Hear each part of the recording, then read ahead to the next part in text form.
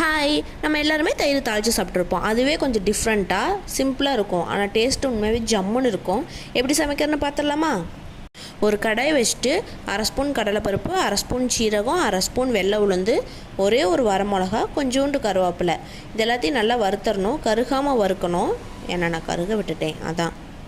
அப்புறம் கொஞ்சமாக மல்லித்தலை, இது எல்லாத்தையும் போட்டு நல்லா வணக்கி விட்டுட்டு மிக்ஸி ஜாருக்கு மாற்றி அரைச்சி எடுத்து வச்சுக்கலாம், தண்ணி விடாமல்.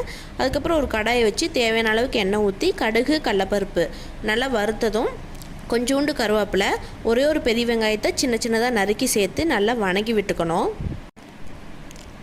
அதுக்கப்புறம் நம்ம அரைச்சி வச்ச பேஸ்ட்டு, அதாவது அந்த பொடியை நம்ம உள்ளே போட்டு நல்லா நம்ம கிளறி விட்டுக்கலாம். நான் கருக்க விட்டங்காட்டி அது அந்த கலரில் இருக்குது, நீங்கள் கருகாமல் வறுத்து எடுத்துக்கோங்க.